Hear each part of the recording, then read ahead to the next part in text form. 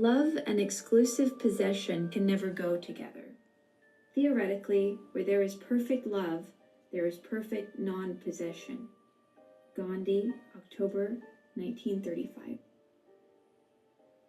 This is a very hard-hitting, very trenchant observation of Gandhi's, because if you go and watch a movie on television or internet or whatever, what you'll find is that love goes pretty much together with absolute possession.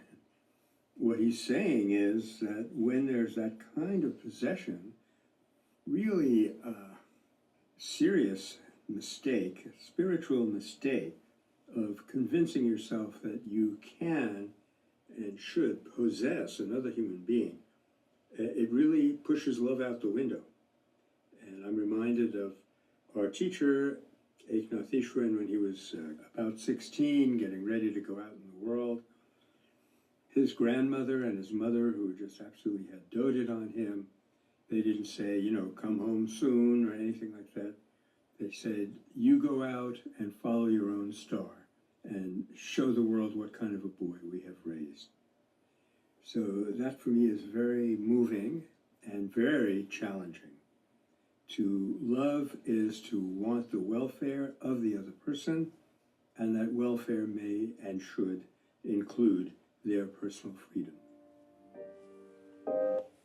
Absolutely. I agree with this so wholeheartedly. And this is what I'd been mentioning before as well, this quality again of being in a relationship for the opportunity to love them. Because it is our human nature, a need that humans seem to universally have, is the chance to give love. Again, to be of service, to be present, to connect with someone so deeply that you recognize yourself in them, and that by them flourishing, you flourish as well. That is incredibly important in any relationship and the growth of our community. If we're going to go out and try to help our community, but we're doing it for self-serving reasons, are we really helping anybody? And we can extend this outward and outward and outward into grand political levels, into our work life, and certainly at least into our most intimate relationships. Do not possess them. Do not try to own your children or control them. Rather, live in such a way that you are supporting them for their own best growth, to nurture their sense of self-worth. You don't have to sacrifice yourself at some deep level and harm yourself, because that's also not loving and passionate. But by taking the time to make it less about you, it can change everything.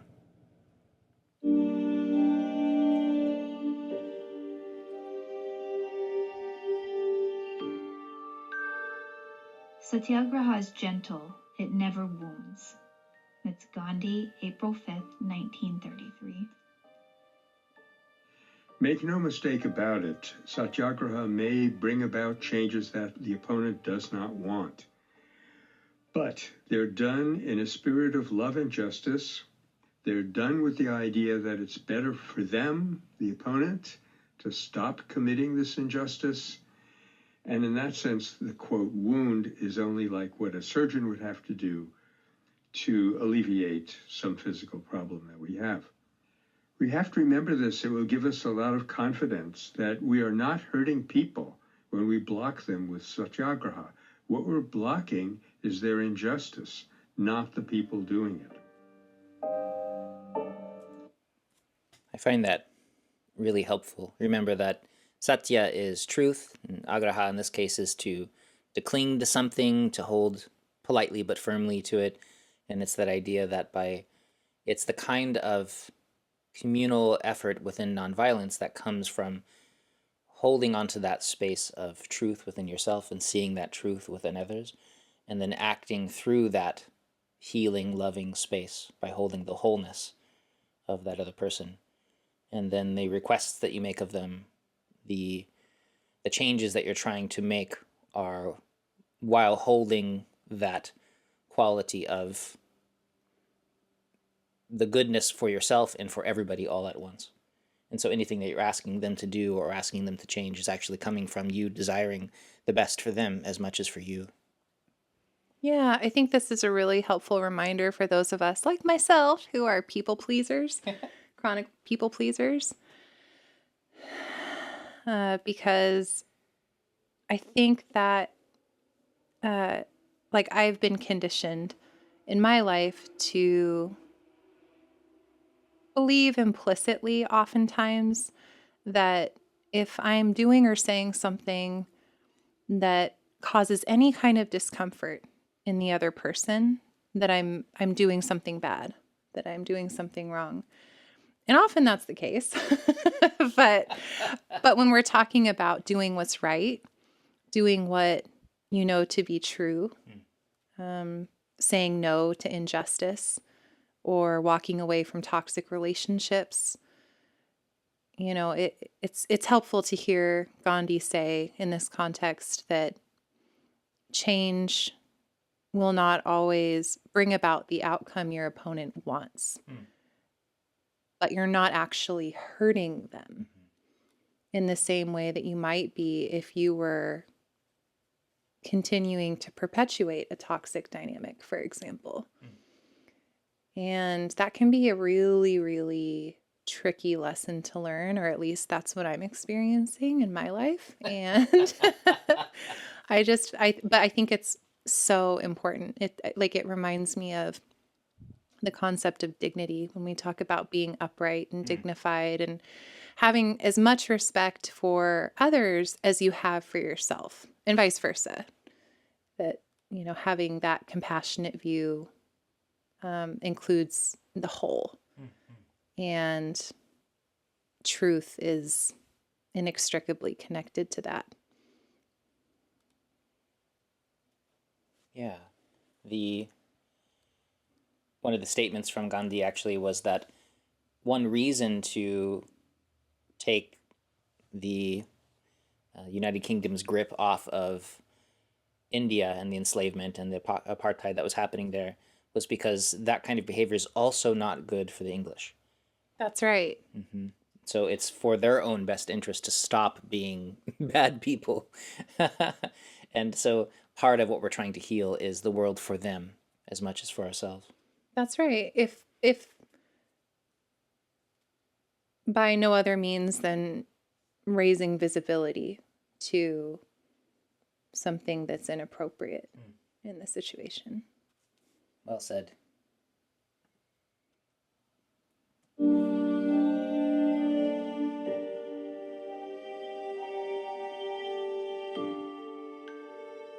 Compassion or love is the human being's greatest excellence. That's Gandhi, August 9th, 1913. I've always found this the most inspiring thing about Gandhi's teaching, that what he's doing is being quintessentially human. What he's calling on us to do is to engage our highest faculties, and our highest faculties, he's saying here, and I believe him, are ultimately our most characteristic, our most human faculties. So it's not a coincidence that the word humane comes from the word human. It's when we exhibit compassion and love that we develop ourselves, that we become who we really are. So that is the profoundest sense in which a satyagrahi, or let's say a satyagraha campaign, benefits all parties.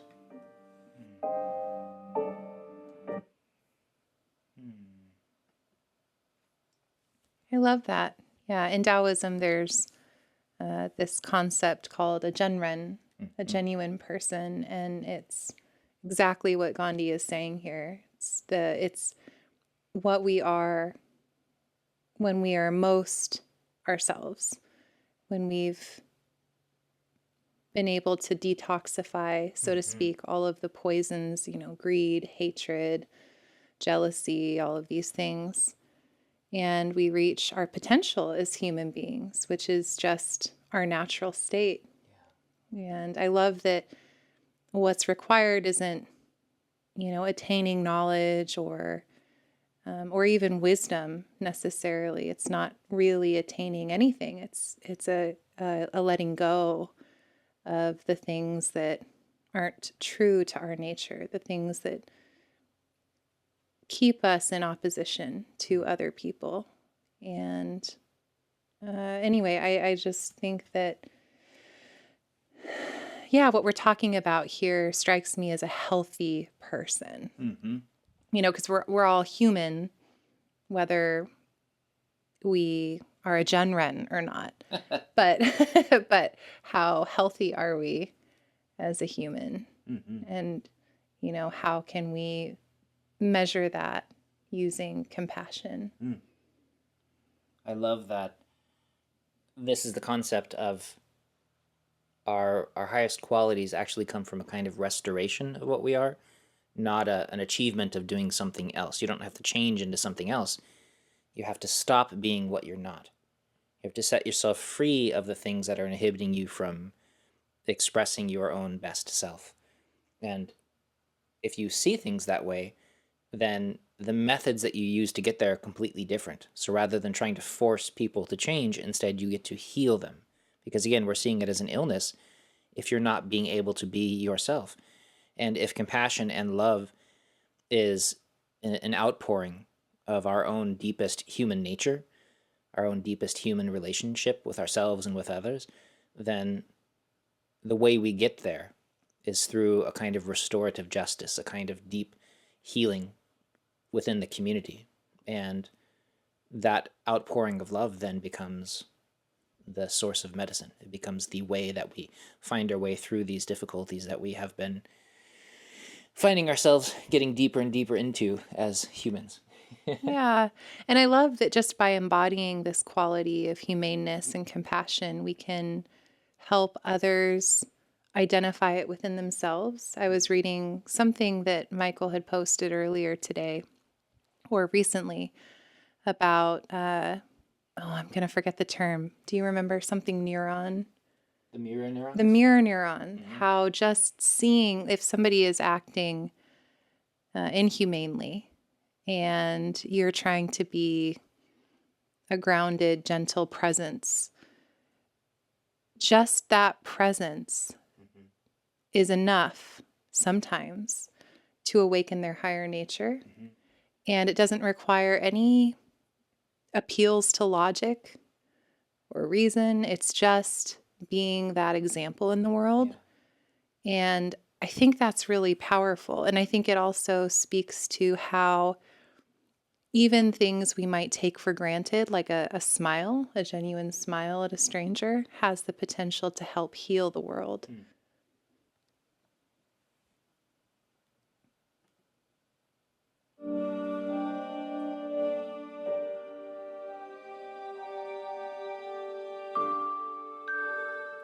An awakened and intelligent public opinion is the most potent weapon of a satyagrahi. Gandhi, August 8th, 1929.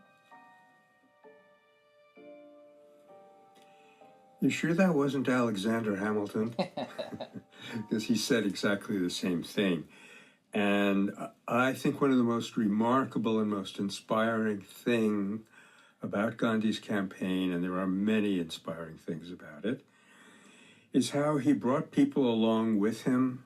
He would never encourage them to do things that they didn't feel right, even if he knew they were right. He did not encourage people to refrain from military service if they weren't philosophically, whatever you want to call it, opposed to militarism, harming. If they were doing it just because they didn't like this particular war, for example, Gandhi was not in favor of that. Now, this means that he had incredible confidence in us that even if we do something wrong, we will discover that it's wrong. Whereas if we do something right, but don't believe that it's right, we're just going to be waiting for an opportunity to get back. Once we learn to act on our own conscience without doing things for other people, we would grow in wisdom and understanding. Yeah, there again is the theme of nonviolence, which corresponds with the Taoist concept of wu wei, doing through non-doing, effortless action that arises spontaneously from a place of clarity and groundedness. And it's not something that can be forced. It's not something we can do. And I think what I'm hearing Gandhi say here is that we are in service to no one when we do violence to our own convictions, when we are doing something that our whole being can't embody. We're kind of fracturing ourselves internally, and the effects of that externally are never appropriate, I think. This is what I've been told. No, and this is what I'm observing in my own experience too. Because, there is some merit to the idea of faking it till you make it, for example. So I think it depends on the context here. But in general, I think that, again, this goes back to having compassion for ourselves as well as, the world we live in, and not forcing ourselves to do things prematurely or before it feels like a ball rolling downhill, I don't know. What are your thoughts on that, John? Well, what I get from this quote is a movement toward awakening and educating the public, that it's not just about us acting in our own best, clearest space, but if we allow the public to become, the general community around us, to become one that is more aware and to have greater intelligence and a greater sense of what's going on, rather than, for instance, being duped by lies they see on media or whipped up by angry people on TV telling them how they should be feeling. By helping people become a clearer, more educated version of themselves, then they can become wielders of change in this, at least democratic world that we find ourselves in. And that groundswell of strength, the grassroots organizing of wisdom, and the grassroots organizing of people who are going to come together to act in the best efforts of the whole community rather than just for themselves. I feel like that, again, as with the mirror neuron network, is something that we then see and then we reciprocate and then we come to admire that and then we want to live that way ourselves. And more people begin to act selflessly and in the cause of justice and the cause of helping everybody heal and grow together.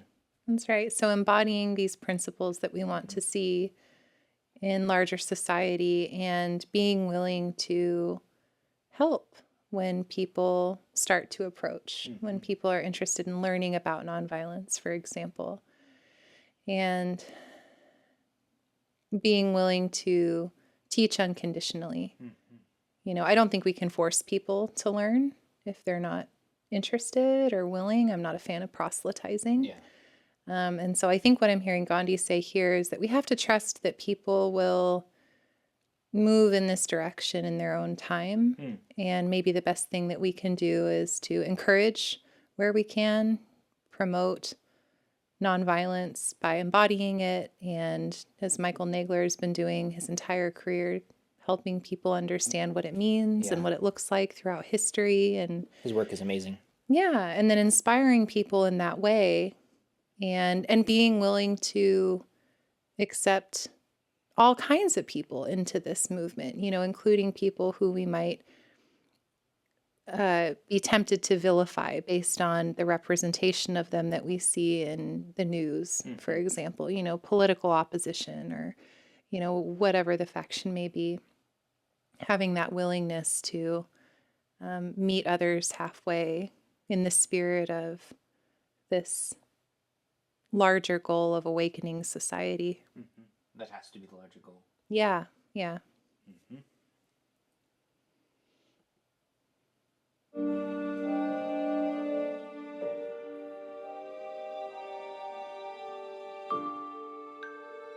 The law of love knows no bounds of space or time. Gandhi, January 8th, 1925.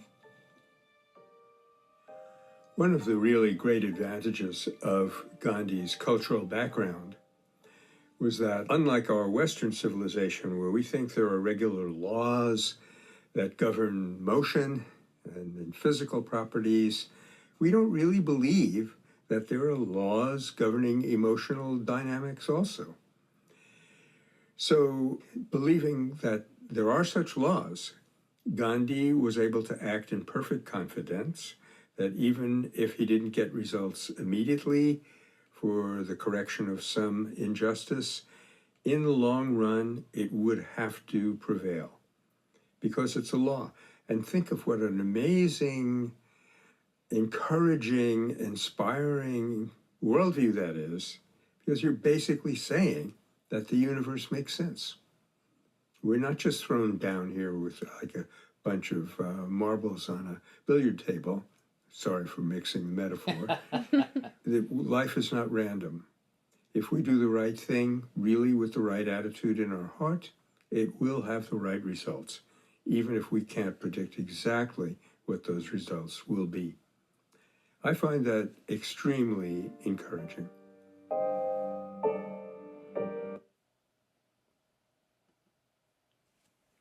That quality again of acting in a way that is in accordance with the laws of nature, which include love and compassion, because that's the nature of the universe. That is our own human nature. That's this idea that the arc of time bends toward justice, because that's the nature of humanity. We're slowly growing and healing.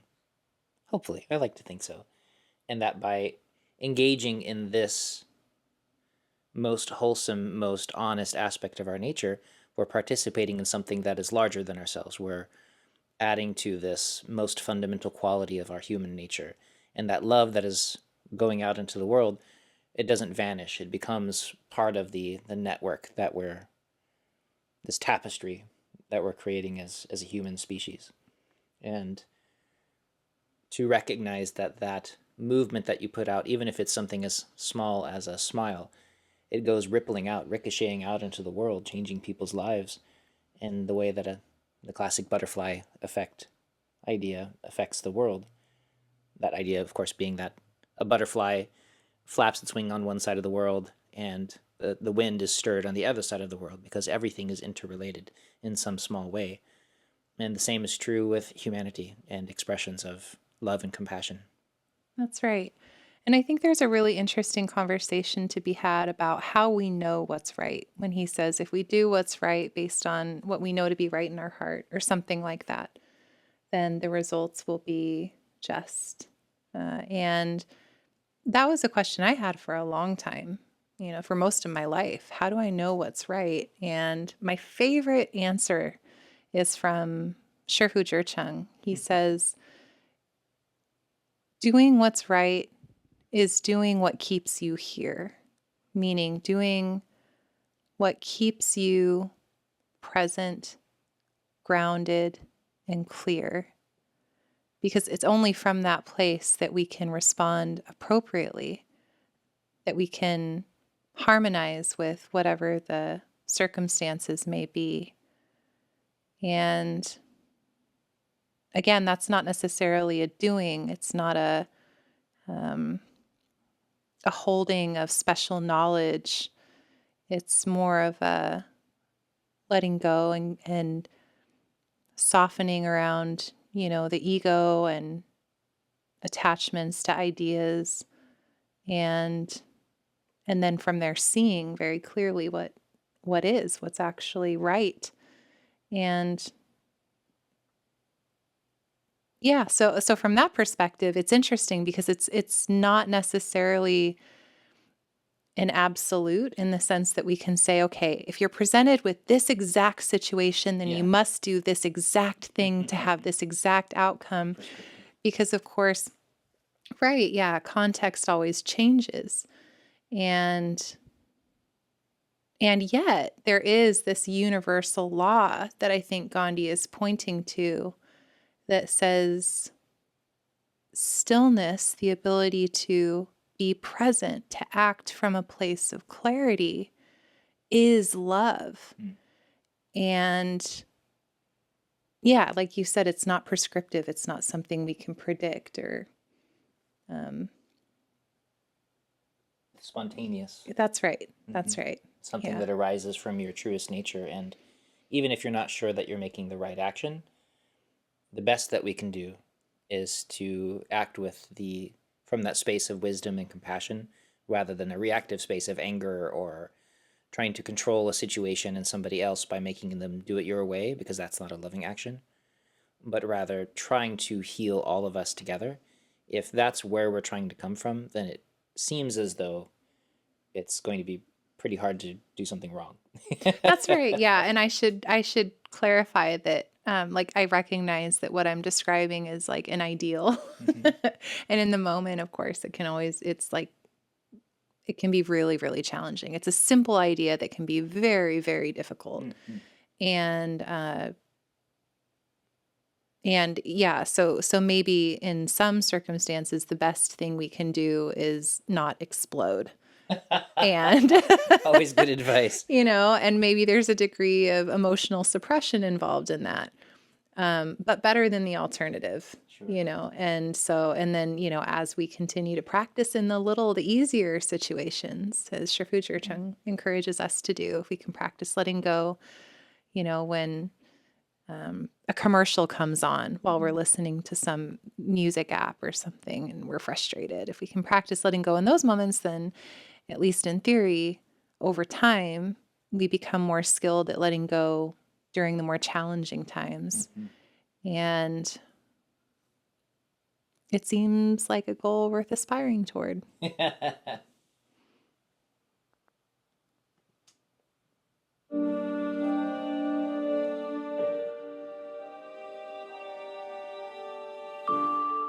Life is but an endless series of experiments. Gandhi, September 25th, 1924.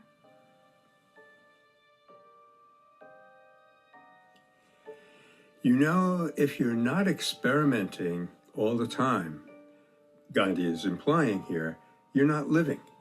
You're accepting some already canned ideas. You're losing your adaptability to circumstances, which means you're not really growing. You're not really alive. So I think this observation of his is self-evident and extremely important for every one of us. And again, I find it kind of thrilling to regard my life as an experiment.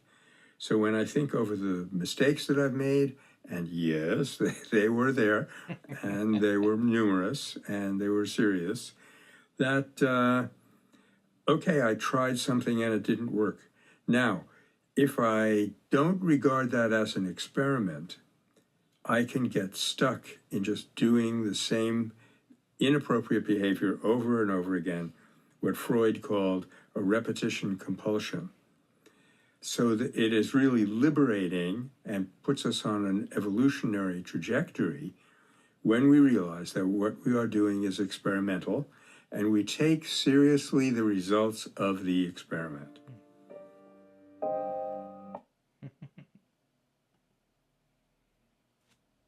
That seems to continue the last thing that we were saying about being willing to do our best to try to act from the space that is most healed and most healthy within us, and then to trust that those actions are going to have a beneficial result, whether we're acting for our own best interest, we're making choices about what to do next in life, the job we're going to take, the person we're going to marry, or the best way that we can be of service to the community.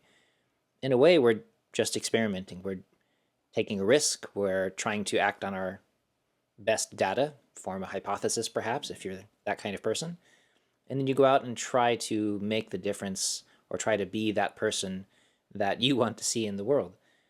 And I feel that by letting yourself be wrong, by cutting yourself some slack about making mistakes and just continuing to try your best and to trust your motivations, then maybe there's less of recrimination and less hesitancy to try new things, because you're willing to go out there and fall flat if that's what's going to happen next. And then you learn and you try the next thing. That's right. Yeah. And I love what Shifu Jerchung says about this as well. He says, well, first, that it's important to hold everything very lightly, not to grip an idea or a belief, to hold it, but then to be open to new understanding. And he says, new understanding comes when we're willing to let go of what we already know. And I think that's really important when we're talking about life in general and in this context of experimentation. You know, I mean, obviously there's a lot of value in learning from our mistakes and learning from, wisdom traditions, certainly, and doing our best to apply those learnings, and also being open to new possibilities that life might present.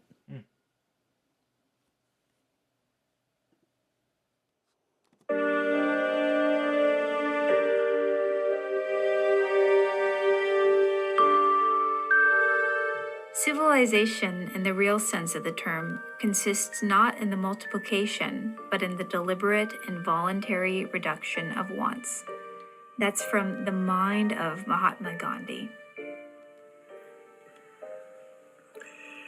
I think it's good for us to realize that not only is this a powerful truth which would reorient our entire civilization at this point, it would put us right with one another and with the natural environment. And there's tons of scientific evidence now that can actually plot the point at which you've passed your necessities and you've gone on to luxuries and how unsatisfactory that really is. So aside from that, shall we say, metaphysical framework, I think it's good to realize that this is also a political statement, because the British were saying that they were bringing India's civilization, and their civilization consisted in having more weapons and more products and the whole rest of it. So it was, again, Gandhi's way of using philosophical or metaphysical, let's just say, using universal truths in a political context. It was brilliant, and it worked not only in the short term then, but also for long-term human growth, or the growth of a society. I think there's great wisdom and elegance in this, because it's true that talking about a civilization is a reference toward a socioeconomic model. It's not just talking about philosophy or spiritual advancement, but saying that the advancement of humans as a socioeconomic civilization, for us to actually grow as a people together, requires us to move past our most base wants and desires and greeds. And even here on my own channel, it's been an exploration, interviewing various financial experts and people. The first time I asked a financial expert in an interview this question of, when is enough enough? When does it become that you now have everything that you could possibly need for your lifetime, and now any more than that is greed? And he gave me this look of total incomprehension, because it was beyond his reckoning. He'd never considered the fact that there was a point when you could have enough. And he was a very civilized individual, you might say. He had a degree, he spoke very clearly, but obviously had never even considered moving past this quality of human greed. And if we are to become civilized, which is to say not have taller buildings, not have more stuff, but rather have the capacity to live together where we don't harm each other, where we help each other, that is the highest mark of civilization that I can imagine. And again, that famous phrase that to be wealthy, you can have more or you can need less. And for us to grow, we need to move past this insatiable desire to have more stuff. And then, as a people, we can grow and unite and actually achieve what I imagine, at least, to be the future that we deserve as a people.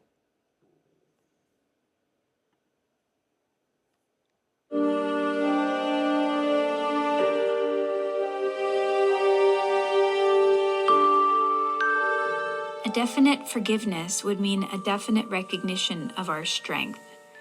That's Gandhi, that's from a biography called Mahatma, and that's in volume 2. And it's a wonderful biography, by the way. It's, I think, in 7 volumes, and it's by Tendulkar. Highly recommended. Yeah, there's an amazing episode in Gandhi's life where he issued a public apology for something. Don't remember what the issue was. And a woman follower of his, possibly actually an actual sister, he did have some, wrote to say, you know, you failed us, you apologized, you made yourself look bad. And he said, tell sister, my apology was my victory. And this is, again, a recognition that any interaction that we have with another person is an opportunity for us to grow, as well as to change the situation, change the mind of the opponent. But of course, this completely flies in the face of our normal, very separatist approach to conflict. I can remember a vice president of the United States, no names please, when a United States naval destroyer had made a terrific mistake and killed 250 some people. He said, I don't care what the facts are, I will never apologize for the American people. He didn't realize that what he was saying was the American people will never grow. They will never grow in relationships or in courage to make a distinction between the behavior and the person. This again is a respect in which how we are nonviolent to others enables us to be nonviolent to ourselves and vice versa. So a genuine apology, not just words, but one that's really meant from the heart. He always insisted on that. A genuine apology is a recognition that we can make mistakes. And that's essential if we are to recognize that other people can make mistakes and they have to be forgiven, just as we would wish to be forgiven ourselves. So this may seem like, I don't know, some sort of moral requirement, but it is that, and it's also a cornerstone of satyagraha, of nonviolence.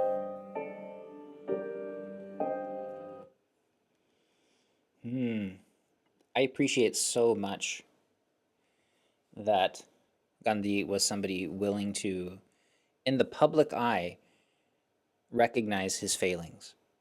And it's interesting because a number of the more common criticisms that you can find of Gandhi, and there's certainly plenty to be had because he was a person, and so many of them we know about because he wrote about them in his journal, because he was constantly writing, constantly connecting. And I think that is just fantastic as a recognition of his own strength. That for him, pride and trying to force a false face upon the world, because of course people were busily trying to deify him and turn him into something that he wasn't. And he was consistently saying, no, I'm a person. Look, here's another mistake that I made. Here's how we can all grow together. And the strength that it takes to smash your own public image because what you actually want is the truth is remarkable. And it's actually one of the things I appreciate the most about him, his humanness.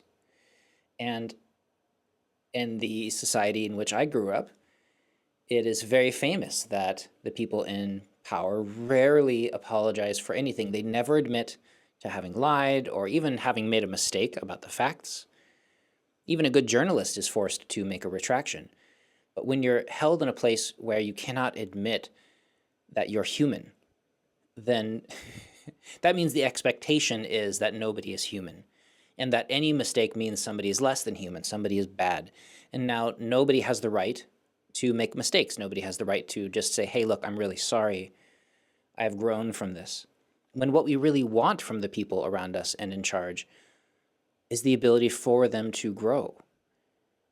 That's what it would look like, is for them to say, hey, look, I did this and I'm not proud of it. Here's the whole truth. Let me take responsibility. But in the culture, at least that I'm from, that would usually lead to them being destroyed and never forgiven. And so a culture in which becomes, as we said, civilized, is one that is able to embrace people for their humanness in a humane fashion. And people are allowed to grow and to transform. And that, gosh, that's a very different world than the one that I've come to know. But I think it's one that I really look forward to.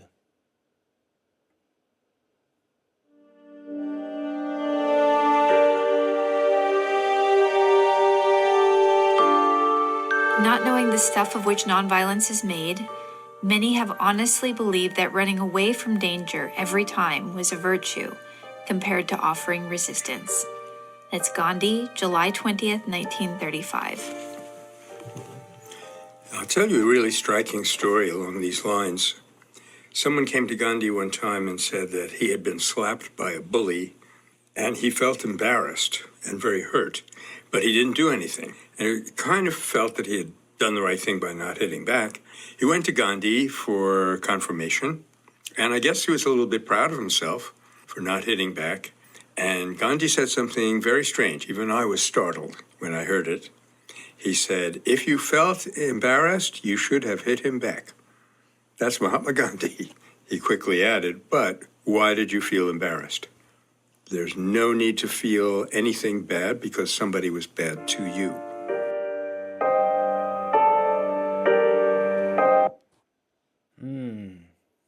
Because we want our motivations, our intentions to be nonviolent. We want to become people who hold the space of peace and not simply to restrain ourselves out of a kind of self-injury. One of the most common forms of violence is self-violence. And if we are to embrace a world of peace, we also need to nurture that quality in ourselves of self-compassion. And then that extends to the others. And so what we would like is to be so peaceful and compassionate that we are always forgiving, we are always letting go, we are always loving and seeing the other. And that, of course, takes a lot of practice. And there are many ways to cultivate that practice. But simply restraining violence as a form of violence to yourself, there's something a bit wrong with that. And I think that this is probably a very particular example here. This is Gandhi talking to a person about a specific issue, making a point. But peaceful resistance, even what we call pacifism, is not passive. It's very active. And we want to be actively generating a world of peace, whatever that takes. And running away sometimes I think is the right response. Even when I was teaching martial arts, the first thing we would practice, and what some of my own masters would teach, is sprinting. Because sprinting away from a situation sometimes is the best way to avoid danger. Often it is. And yet, when we're talking about cultivating virtue and resisting violence, that has to look different.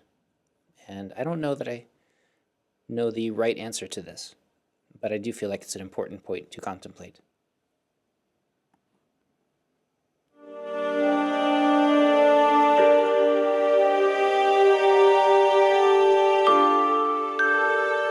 Nonviolence should never be used as a shield for cowardice. It is a weapon of the brave. Gandhi, That's from Mahatma, Volume 7.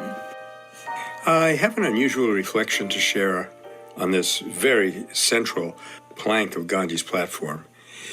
There's a scene in one of Dostoevsky's novels in which a Prince Mishkin, I believe, comes back to his estate, having been away at the wars, and shockingly, a peasant slaps him.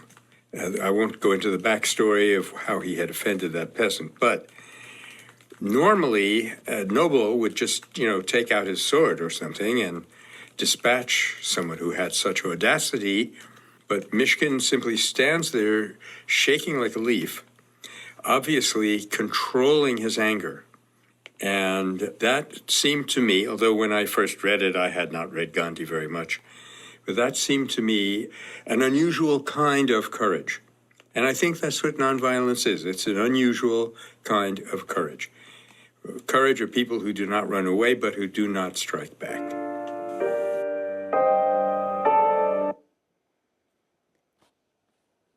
And such a fun and interesting contrast to hold up to the last statement. And of course, we get the famous statements like from that character, Jesus, who makes the statement of, oh, if somebody strikes you on one cheek, offer them the other cheek to strike. And again, I feel like the intention behind this matters. It feels as though it's very important to make certain that we are coming from a place of compassion for ourselves and for others, open-heartedness, clarity. There's nothing wrong with strong emotions. It is important to not act upon those emotions. And yet there's an importance to the quality of care that we place, especially for the people that we are in charge of. So in this case, Mishkin was a lord of that space.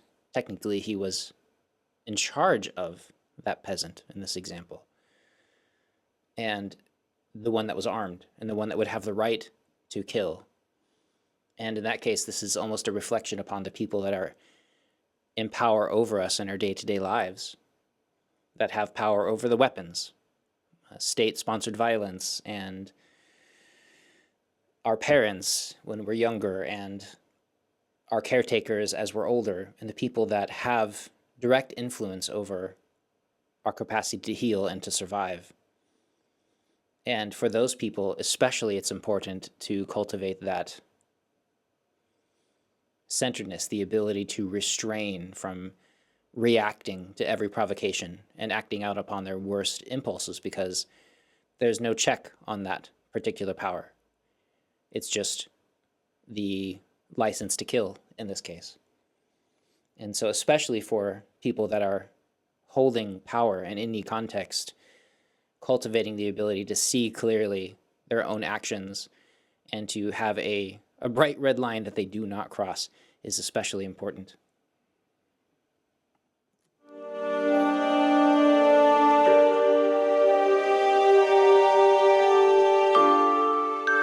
We had lost the power of saying no. It had become disloyal, almost sacrilegious, to say no to the government. That's Gandhi, June 1st, 1921.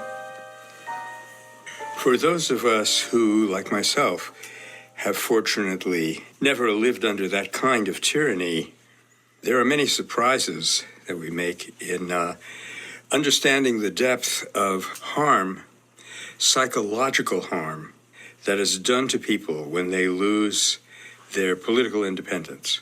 And it's the state that you get into is well captured in this statement. So that was the first thing that Gandhi had to get over, was the almost sacrilegious, quote unquote, feeling that the government was the authority and therefore it should be obeyed. What he did was to show that there was a much higher authority. And in this case, embedded in the Vedanta, Indian tradition, there was actually a much more spiritual, much more God-conscious worldview than the worldview of their conquerors. And this brings to mind the famous, of course, Nazi regime and these otherwise normal humans, probably normal levels of ethics and morality, who were willing to do tragic and atrocious things that I'm sure destroyed their lives, along with the lives of so many others. And that famous process of saying, well, I was just doing what I was told. And this kind of deep faith that we put into the people who are in charge, as though they must know what they're doing. That patriotism becomes a kind of virtue, and the kind of patriotism that we experience is often, it comes with a loyalty test. It comes with, what are you willing to do for us? How many times are you willing to suffer? Are you willing to die in the name of your country, your cult, your cause? And so often it's difficult for us to pause long enough to stop reacting to that influence and to say, actually, no. I recognize that while I have a sense of loyalty toward you, I am loyal to something much more important, in which in this case is a code of ethics, a kind of value system that relies upon something deeper than a rule book that's been given to us. And like Michael, I grew up in a time where I was never subjected to the rule of somebody trying to force me to take those kinds of loyalty tests and to do horrendous things in the name of patriotism. And yet, 10 minutes surfing the web, looking at the news, shows that that is still something that guides the lives of people all around the world every day. And I hope it's something that we can move past the loyalty tests and the feeling of sacrilege when we say, no, I'm not going to do that.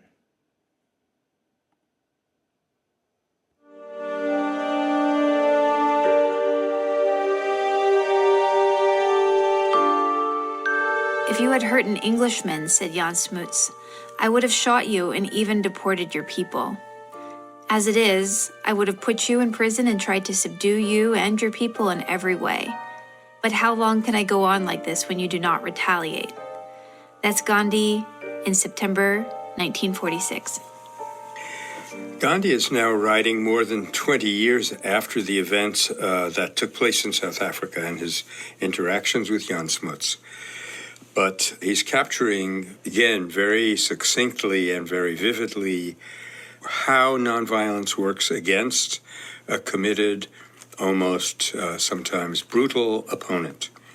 That it reaches them on the human level when you do not have the expected responses, which are to cower, to cringe, or to hit back. And so if it's clear that you are not hitting back, but you're not doing so out of cowardice, you're doing so out of self-control, it exerts a strange power over your opponent. I am reminded of a story, actually, of somebody who lives within the community where I'm at. And she and her wife were traveling abroad, and they were attacked by a young man. And being a martial artist, she took the knife away from him, subdued him, and then paused, realizing that's not how she wanted to live her life, and ended up, this is a very shortened version of the story, buying him food, buying him clothing, taking the knife away, but developing a relationship. And this is, of course, is decades ago. And the last that I heard, she and her wife had put this person through college, had helped them set up their own home and life, had found a way to connect and to relate and to heal rather than to react and to respond. And there's something incredibly powerful about people who are being violent, who are displaying this quality of reaction, which of course is why in this case Jan Smuts would have been lashing out, because Gandhi would have been fulfilling the prophecy of what this guy imagined Gandhi should have responded like. But instead, Gandhi called him back. We call it a nonviolent conversion. When somebody switches inside their own head, they say, oh, wait, this isn't how I thought it would go. Maybe I should be responding better. And you actually mirror the person that you're hurting. And you, as the attacker in this case, transform. And it's a known thing that happens. And it is powerful as we try to heal the world rather than to conquer it for ourselves.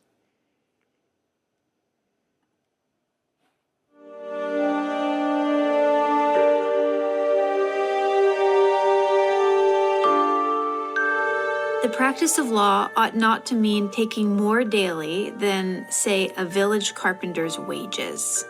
That's Gandhi, July 13th, 1940. Gandhi felt, I think quite rightly, that the differentiation of tasks within a society had led to what we call today severe inequality.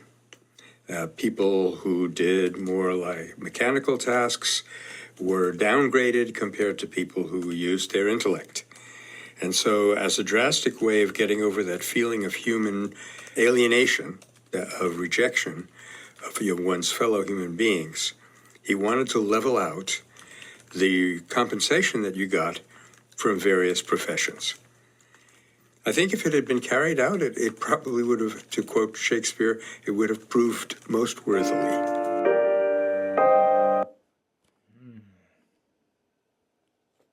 The idea of justice within the laws, again, at least within the society that I have lived in, the more I learn, the more I recognize that the laws apply very differently for instance, in class cases, the rich and the poor. It's very much as though there are two entire separate legal systems, one for the wealthy, one for the poor. And to recognize that quality and to make certain that if you are punishing somebody, for instance, that you leave space for them to change, that you do not decimate their lives and their families. And there are a number of places in the world, again, I mentioned before, we watched a documentary about the legal system in Norway and how there is an emphasis upon healing the person and the families and the communities where that person may have done damage. And by taking into account the aftermath, the restoration process, not just the retribution. This is not just about vengeance, but rather how do we make it so that there are genuine consequences for somebody's actions, which of course as humans we need. And at the same time, we recognize that the goal is to bring about harmony in society, healing and mutual compassion, because that of course is the only way that we're going to be able to continue as a people without destroying ourselves.